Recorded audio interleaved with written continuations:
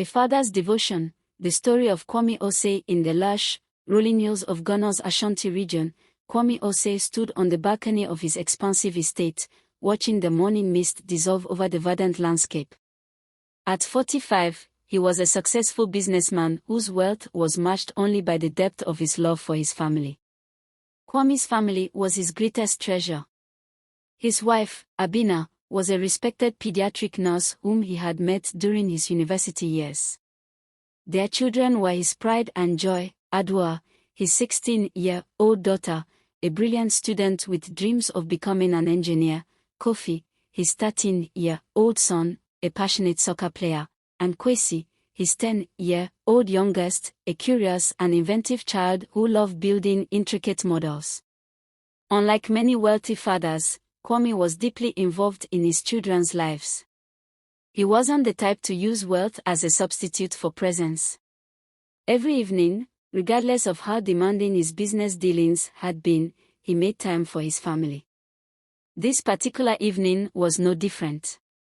Despite having just closed a significant international trade deal that would expand his agricultural export company, Kwame was more excited about spending time with his children.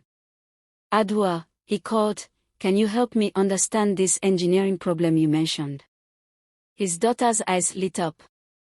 She had been working on a complex mathematics assignment, and her father's genuine interest meant the world to her. They sat together, her explaining the intricacies of a structural engineering challenge, and him listening intently, asking thoughtful questions. Kofi burst into the room, still wearing his soccer uniform from practice. "Papa, did you see my goal today?" he asked, his eyes sparkling with excitement.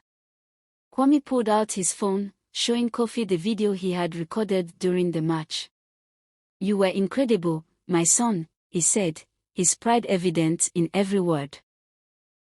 Little Kwesi, meanwhile, was carefully assembling a robotic model in the corner of the living room. Kwame watched him, admiring the concentration on his younger son's face. Kwame's parenting style was deeply influenced by his own childhood.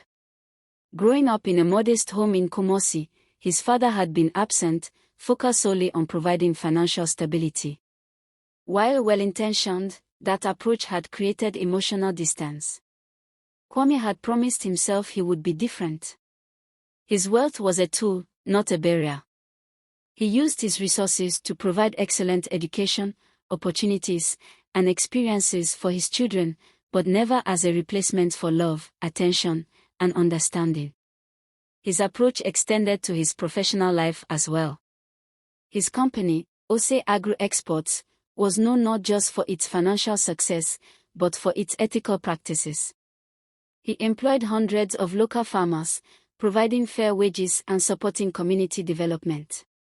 "Success is not just about money," he often told his children. "It's about the impact you make and the lives you touch." Their life wasn't without challenges. Arua struggled with the pressure of being an excellent student. Kofi was navigating the competitive world of youth soccer. Kwesi was learning to manage his creative energies. But through each challenge, Kwame was there. Not to solve their problems, but to guide, support, and listen. As the evening wound down, Abina joined Kwame on the balcony. They watched their children inside, Arua helping Kwesi with his robotics project, Kofi practicing soccer moves in the living room. "We are blessed," Abina said, squeezing her husband's hand. Kwame nodded, his heart full. Wealth had given him opportunities, but love had given him true richness. Years later, Arua would become a renowned engineer, Kofi a professional soccer player who also ran soccer academies for underprivileged children, and Kwesi an innovative technology entrepreneur. But more than their professional achievements, they would be known for their compassion, their commitment to family, and their understanding that true wealth lies in relationships.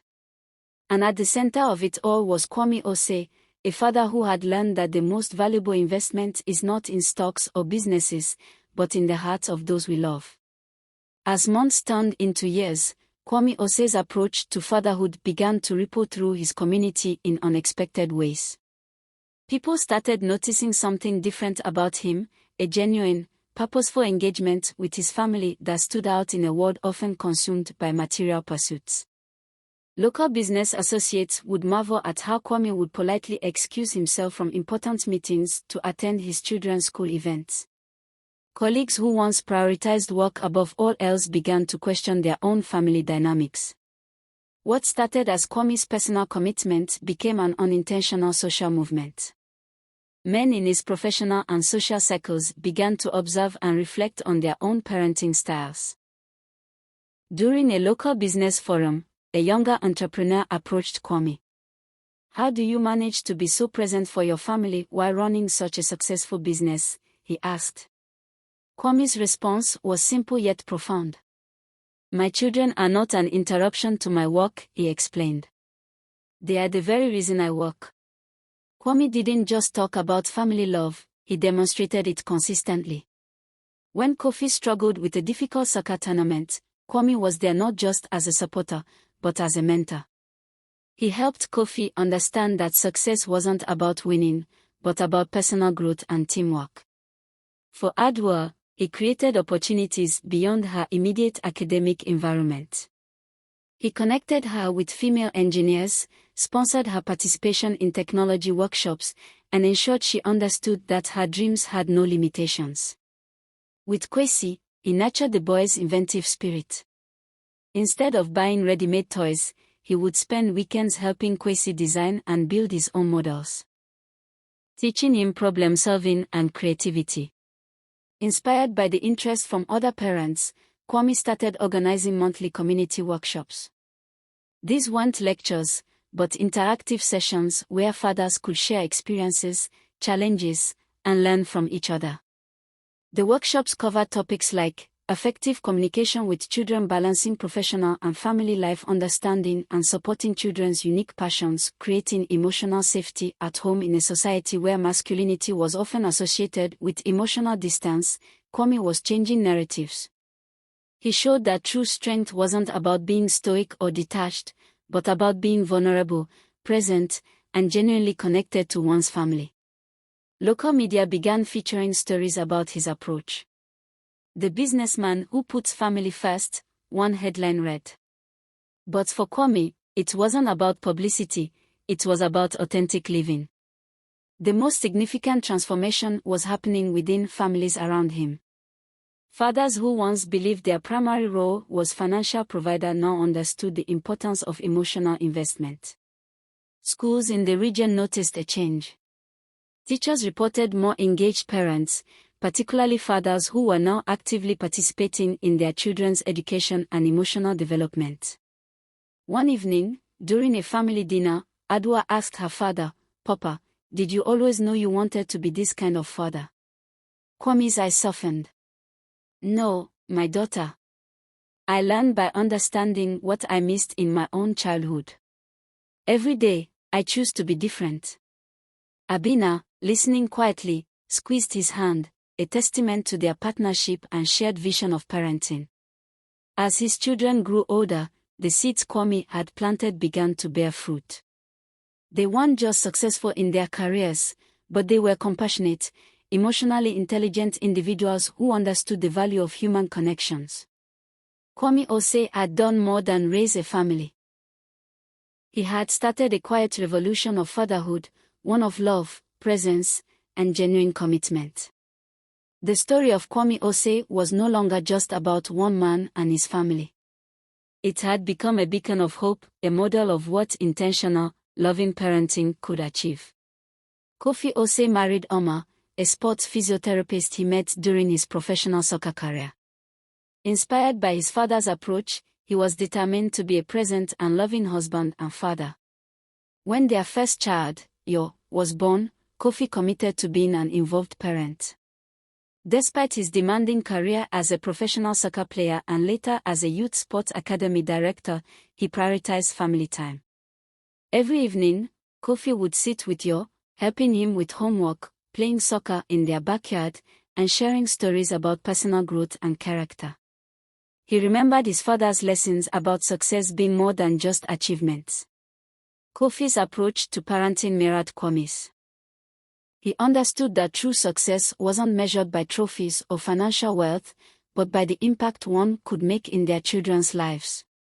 When you struggled with confidence in school, Kofi didn't solve the problem for him. Instead, he listened, offered guidance, and helped his son develop strategies to build self-esteem. Kwesi, the younger son, became a technology entrepreneur. His wife, Abiba, was a university researcher in sustainable development. Their approach to family life was deeply influenced by Kwame's teachings. Their daughter, Akojua, and son, Kwaku, were raised with the same principles of love, understanding, and personal growth that Kwame had instilled in his children. Kwesi used technology not as a barrier but as a tool to connect with his children.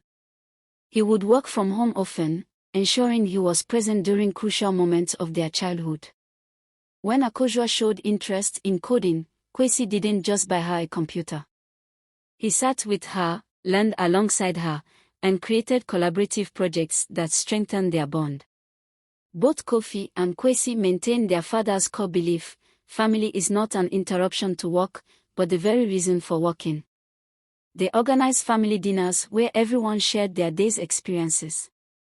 They created traditions that celebrated individual achievements and supported each other through challenges. Like their father, Kofi and Kwesi became informal mentors in their respective communities. Kofi through his sports academy, supporting not just athletic skills but personal development. Kwesi through technology workshops that empowered young innovators. As years passed, Kwame would watch his sons with immense pride. They hadn't just listened to his teachings, they had internalized them, creating their own unique expressions of loving, present fatherhood.